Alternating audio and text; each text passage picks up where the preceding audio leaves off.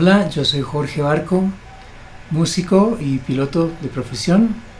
Ejercí durante muchos años la carrera de aviación como piloto de aerolíneas, volando internacionalmente por todo el mundo, y al mismo tiempo desarrollé una carrera que empezó en mi adolescencia como músico, y también he actuado como productor musical en algunas producciones a nivel internacional también. Viví en Colombia en mi niñez, y parte de mi adolescencia la pasé en los Estados Unidos. Después me fui ya permanentemente para Estados Unidos, estuve viviendo allá muchos años. También viví en España y en otros lugares del mundo. Y lo que me trae a ustedes en esta ocasión es la historia de mi carrera musical, en particular SHIP, un grupo que marcó un momento importante en la historia del rock colombiano. Digamos que con mucho esfuerzo y con mucha convicción subimos el listón de la calidad que había en el rock nacional hasta ese momento, llevándolo pues a un potencial internacional. Fue lo que básicamente se hizo con SHIP. Bueno, estando residiendo en Miami, yo venía a Colombia de vez en cuando a hacer algunos proyectos de rock, en particular un grupo que se llamó Crash, que revivió ese género en Colombia hacia el año 77, porque pues el rock and roll en Colombia se había muerto prácticamente. La mayoría de los músicos se habían dedicado a tocar jazz, a tocar fusion, jazz rock, etc., en bares y diferentes locales así, y muy poco rock había. Entonces en esa época yo me encontraba realizando una serie de conciertos y proyectos con esta banda Crash. Más adelante me salí del grupo para formar un grupo, una banda de música original, rock progresivo en particular, cuyo inicio tuvo lugar en Bogotá en el año 79, con el que en paz descanse el guitarrista Camilo Ferranz y Nacho Pilonieta, y Guato, un gran baterista caleño que actualmente se halla residiendo en Estados Unidos. Y digamos que ese fue el SHIP preliminar. Grabamos algunas cosillas en un estudio de grabación local, y la banda pues no tuvo trascendencia porque dos de los miembros se fueron a trabajar a los Estados Unidos, y pues así quedó la cosa. Más adelante en Colombia, en Bogotá en particular, un par de socios, Enrique Gaviria y Mario Sarasti, que tenían un gran sueño de crear un estudio de grabación de calibre internacional para atraer grupos extranjeros, por ejemplo, como los Rolling Stones o Journey, o grupos así que tuvieran interés de venir a Colombia a conocer el país y al mismo tiempo a grabar en un estudio de calidad mundial. Pues lograron conseguir el grupo de inversionistas y llevar su sueño a la realidad. Ese estudio en ese entonces se llamaba Fonovisión, actualmente Audiovisión, en el norte de la capital. Y cuando el estudio estaba por terminarse, ya estaba, digamos, la parte del estudio finalizada, entonces había que hacer una serie de pruebas y poner a funcionar toda la tecnología que había en ese momento instalada ahí, y trajeron a un gran productor que se llama Eddie Kramer. Eddie Kramer fue el productor de supergrupos como Led Zeppelin, fue el productor de Jimi Hendrix en varios de sus álbums, y bueno, el catálogo de artistas con el que ha trabajado es interminable, inclusive hasta nuestros tiempos. Y Enrique Gaviria, que era un buen amigo mío, me llamó y me dijo: oye Jorge, te tengo una sorpresa, viene Eddie Kramer a hacer las pruebas del estudio y necesitamos armar una banda como de conejillo de indias, entonces necesito que me armes una banda de rock y vienes tú y haces las pruebas. Yo dije: uff, Eddie Kramer, Dios mío, esto es aterrador, el productor de Led Zeppelin nos va a producir unos temas, qué barbaridad. Entonces pues llamé a Alexis Restrepo, que es un gran músico de sesiones en Colombia, un gran guitarrista, además una de las leyendas del rock en Colombia, y a Nacho Pilonieta, también otro músico de sesión, acompañante de grandes artistas cuando vienen a Colombia, y a Mario Restrepo, que estaba en esos momentos disponible, también era un gran baterista de sesión, hermano de Alexis justamente, y armamos el grupo.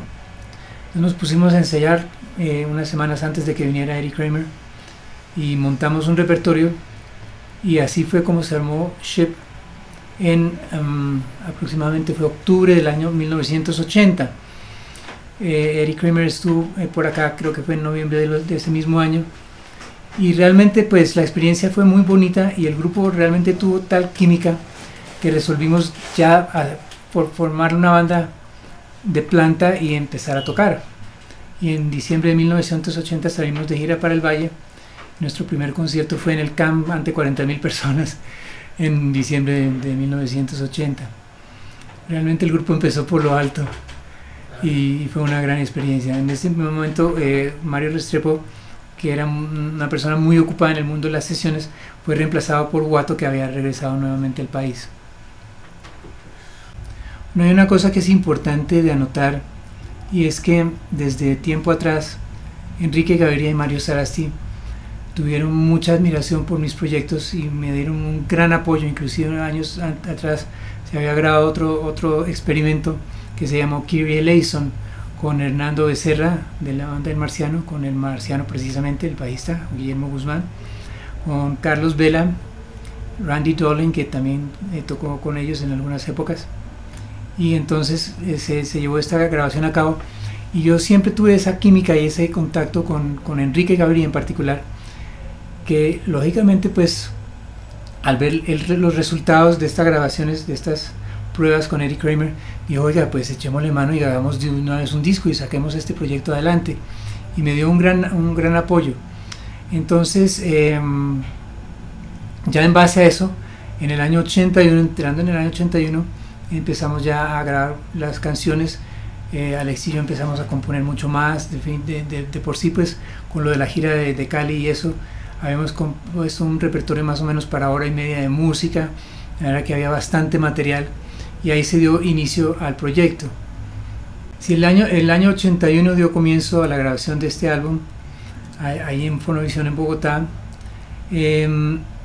Digamos que ante la dificultad de conseguir a Mario Restrepo para las grabaciones, debido a que era una persona muy ocupada, yo viajé a los Estados Unidos a buscar un baterista, y fui a un estudio de grabación muy conocido tanto en esa época como actualmente. En esa época se llamaba Criteria Recording Studios, que era donde había grabado Crosby, Stills and Nash, bueno, Aerosmith, una cantidad de gente, la cosa más impresionante. Yo conocí a algunas personas que trabajaban allá, y fui a buscar un baterista de sesión, ya pues que allí trabaja toda clase de gente al respecto, y me recomendaron dos personajes. Uno era Scott Kirkpatrick, que había sido el baterista de una banda muy conocida en Estados Unidos que se llamaba Firefall, creo. Era Firefall o Fireballet, no recuerdo bien ahora mismo. Y Joe Galdo, que había sido el baterista de Foxy, una de las bandas más importantes de un sello muy pequeño que se llamaba TK Records, que tenía uno de los grandes del funk y el boogie, que es Casey and the Sunshine Band. Entonces estos eran los dos candidatos, y finalmente por disponibilidad pues nos tocó Joe Galdo, y la verdad fue una gran bendición haber dado con este señor. Era una persona de un gran concepto. No solo había sido baterista de Foxy, sino también de Robert Palmer. Tenía mucha idea para producción, en fin, una persona muy conocedora del sonido y muy conocedora de su instrumento en el estudio de grabación en particular, que no siempre es lo mismo que en vivo. Y dio la casualidad pues de que justamente como yo era piloto en esos tiempos, le traje en uno de nuestros aviones de carga vía Cali-Bogotá, y yo curiosamente pues tenía mucho miedo de volar, y venía en cabina y todo eso. Fue una cosa increíble porque el hombre se puso full vestido, saco, corbata, elegantísimo. Me acuerdo cuando llegamos al avión y estaba al lado del avión esperándonos ya y todo. Yo decía: uy, este es el baterista que yo conseguí. Yo me esperaba un rockero todo, quién sabe qué, y resulta que un señor de vestido, con corbata, la cosa más simpática del mundo. Todo profesional. Mucho gusto, señor Jorge, yo soy Joe Galdo. Y yo, wow.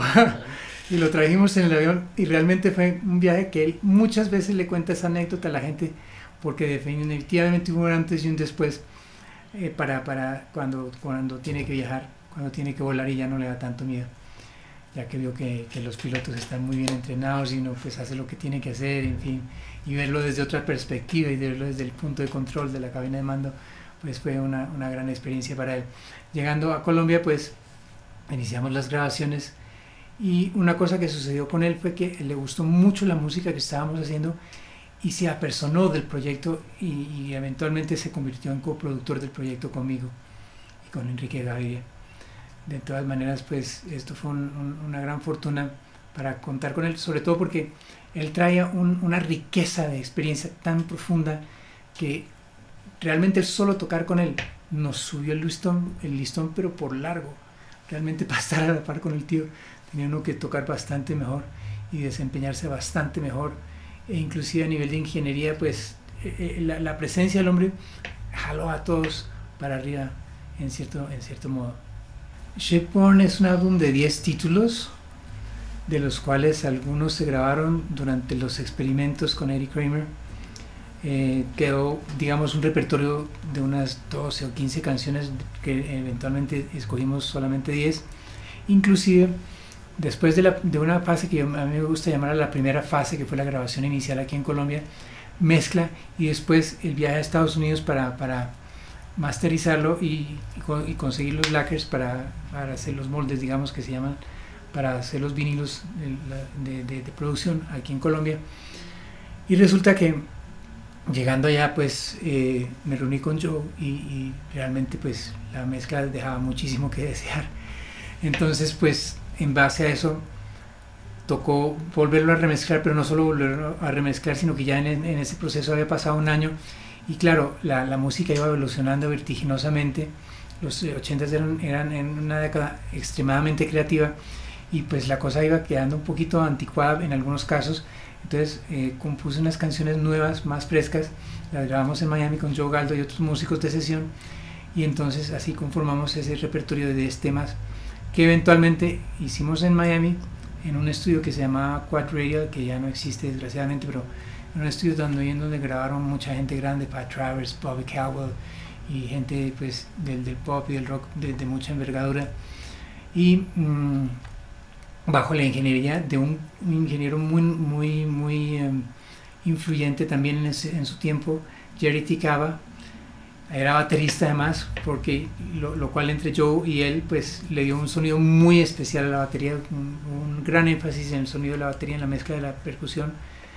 Y Jerry pues era un tío que había grabado con grandes como Pat Travers, como David Johansen de New York Dolls, como Bobby Caldwell también, y un sinfín de personajes, de manera que pues tenía yo gente de primera calidad, tanto en la música como en la parte técnica de la producción del álbum, a altísimo nivel realmente.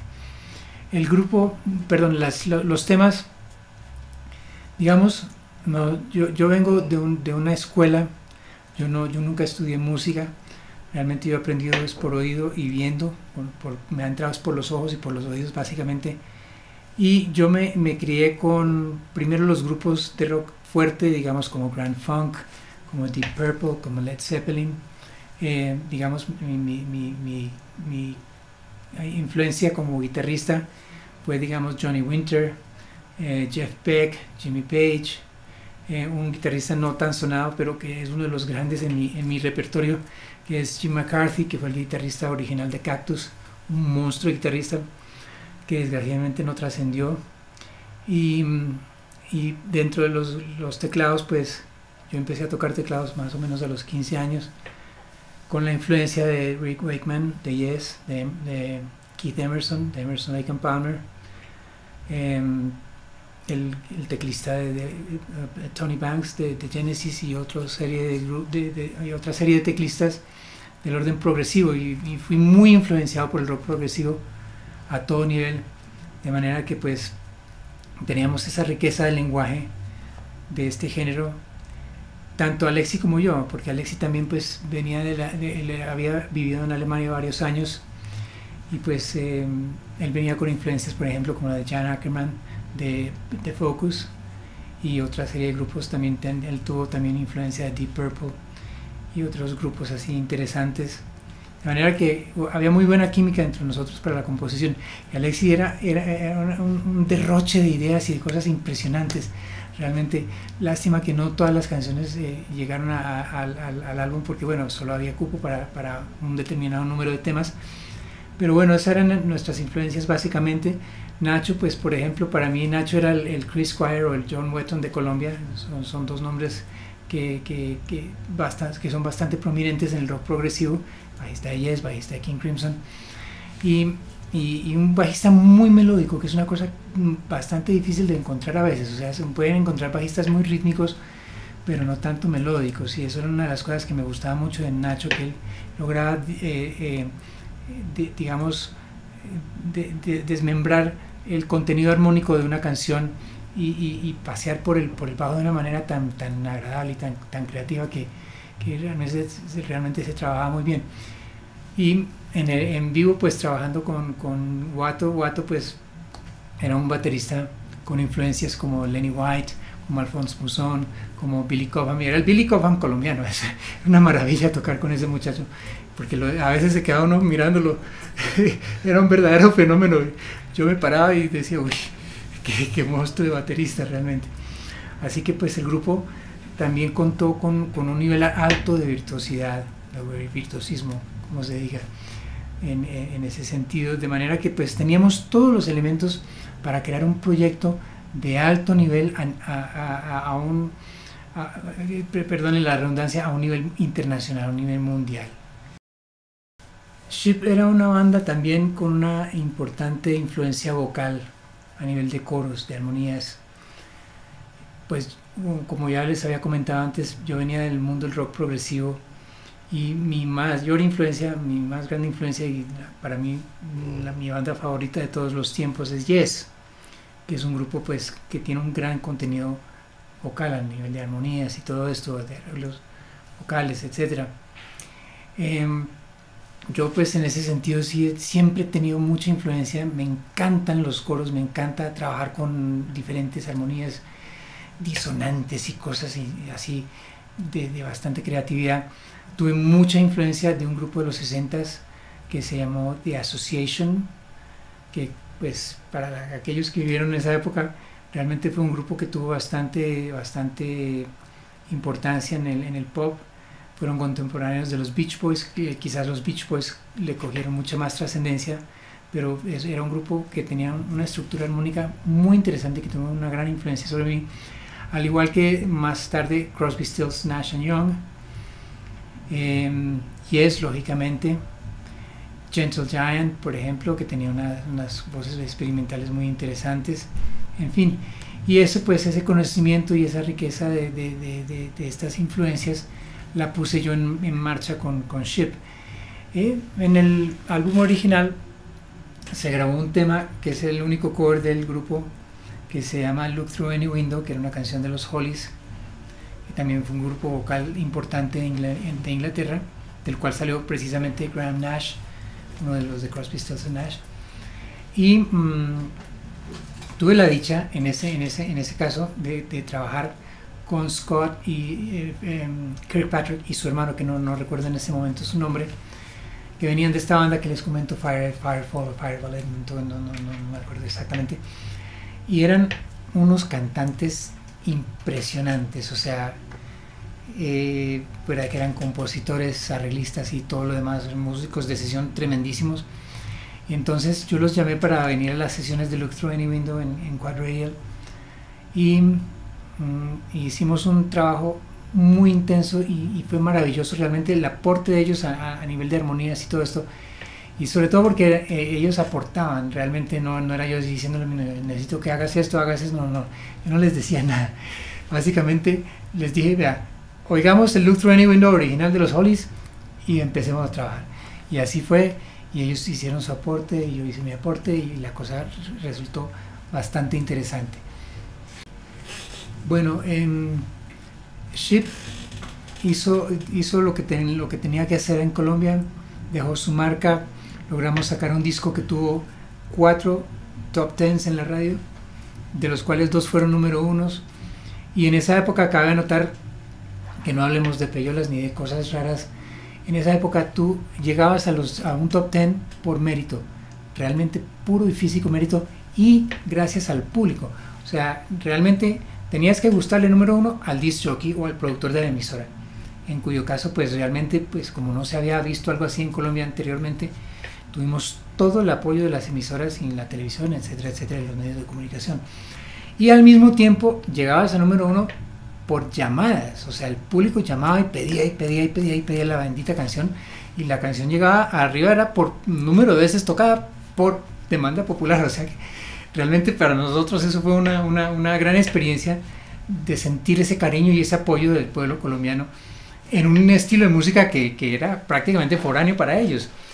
Entonces, bueno, hicimos lo que se pudo, fue muy difícil, fue luchando contra la corriente constantemente porque no había los suficientes medios técnicos tampoco para hacer los conciertos de estadios y coliseos que hicimos en su tiempo.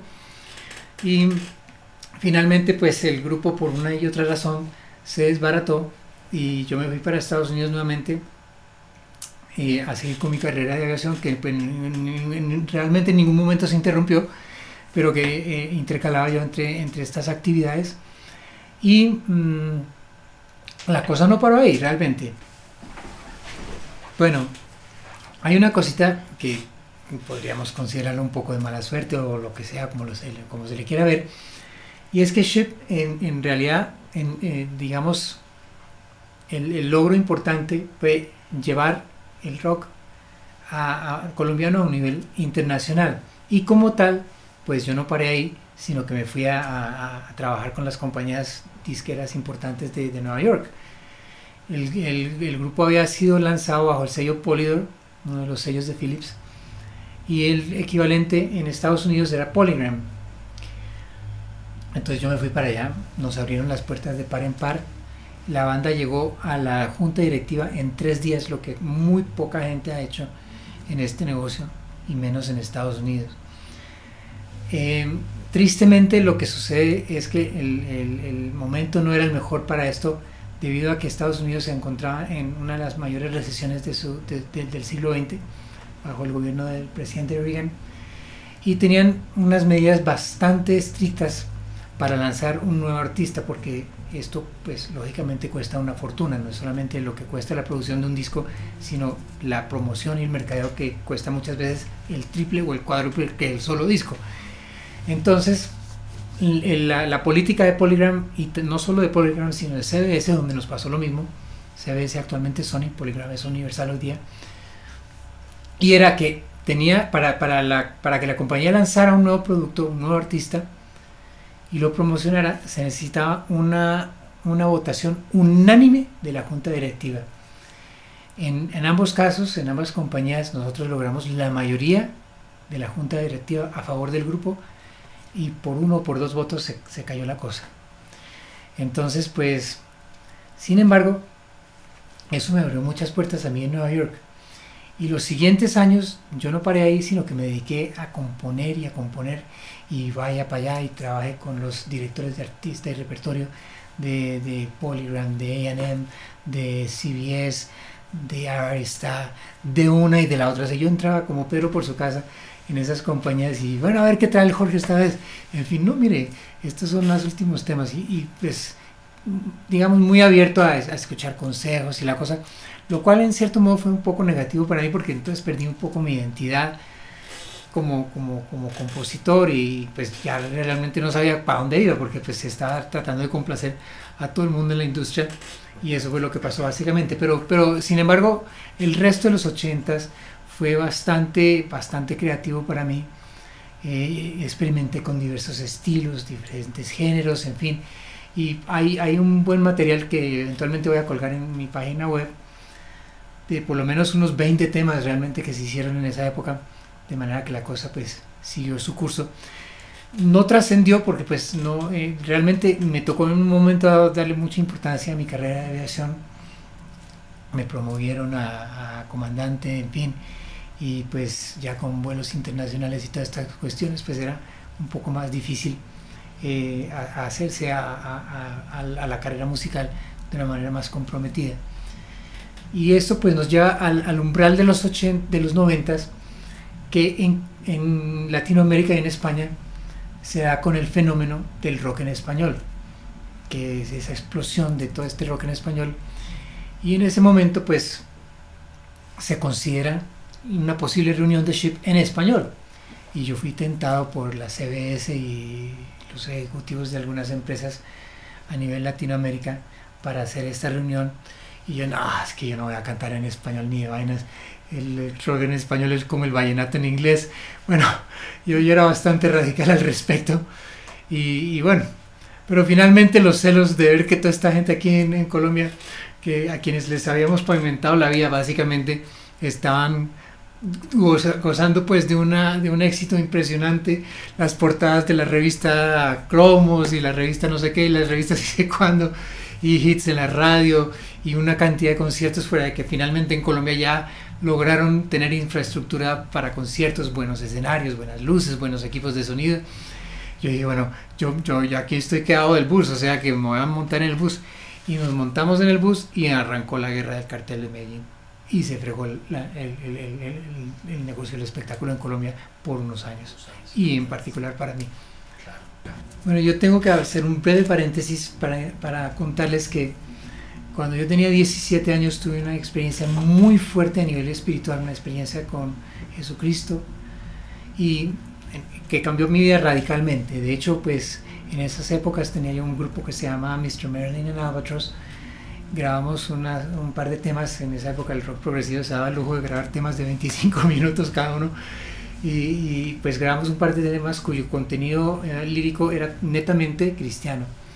Y de hecho pues Ship era un grupo que a muchas de mis letras tenían un contexto espiritual importante. El disco inclusive fue dedicado a la persona de Jesucristo, por mi persona, y pues siempre tuve esta afinidad, ¿no? Entrando en los 90s, yo decidí entregarle completamente mi talento a Dios y cantar para Él y cantar para la gente y llevar un mensaje de amor, de paz, de esperanza, de fe. Y entonces fue así como en el año, no sé, tal vez sería como el 91 quizás, que empecé a componer material con letras espirituales. Y fue impresionante, impresionante. Cuando yo le entregué esto a Dios, de pronto fue un derroche de inspiración, pero tremendo hasta el día de hoy. Yo básicamente no puedo agarrar un instrumento sin que me salga algo nuevo. Y fluye. Y me salían las canciones con letra y todo, pero así en un instante. Y entonces fue así como grabé mi primer disco, que se editó en Estados Unidos en el año 93, independientemente, que se llamaba Kohilith, el nombre, pues mi nombre artístico, porque realmente no me gusta usar mi nombre para no llamar tanto la atención. Entonces Kohilith, yo simplemente llegaba y armaba una banda y era la banda, ¿no? A pesar pues de que todo era mi música y todo lo demás. Y entonces se grabó este material que años después fue reeditado en CD en Brasil bajo el nombre de Jorge D'Angelo en portugués.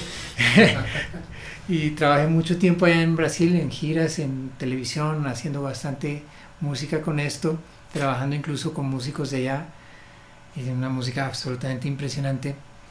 Y pues en los 90s me dediqué más que todo a trabajar en el ambiente cristiano, en el ambiente católico en particular, dado que pues en la Iglesia Católica, a diferencia de las evangélicas y protestantes, no hay tanta abundancia de material. Y así fue como entonces en esa década de los 90 grabé ese disco, que fue mayormente promovido en Brasil. Entrando ya en la década, en el nuevo milenio, por decirlo así, de hecho habíamos fundado una organización llamada Artistas Católicos del Tercer Milenio para promover el Evangelio por medio del arte y la cultura. Entonces ya empezamos a hacer producciones para otras personas. Entonces trabajé con algunos artistas en Miami en sus producciones, haciéndoles sus discos en diferentes estudios de grabación, etc. Y entrando en la década del 2000, entonces empecé a trabajar con un nuevo proyecto que se llamó Shepherd, otro nombre artístico pues que me dio por usar. Y entonces grabamos un disco que fue muy interesante realmente. No voy a decir que fue un punto de referencia en la música cristiana, porque ya se venía haciendo cosas muy grandes a mucho nivel en todas partes, inclusive aquí en Colombia. Pero realmente lo interesante del disco es que en la música cristiana no se había hecho nada de rock progresivo todavía. Entonces ese álbum pues tiene material pop en algunos temas más accesible, pero también tiene mucho rock progresivo. Y se grabó Vuelve y Juega a todo nivel, a todo nivel. Bueno, yo quiero darle un saludo muy especial a todo el público de M3, esta gran revista online que está revolucionando la forma de presentar los artistas y los eventos y las cosas que se hacen en la música aquí en Colombia y en otras partes. Y recordarles que apoyen a sus artistas, vayan a los conciertos y disfruten de lo que la gente hace con tanto cariño para todos ustedes. Los amo y que Dios los bendiga.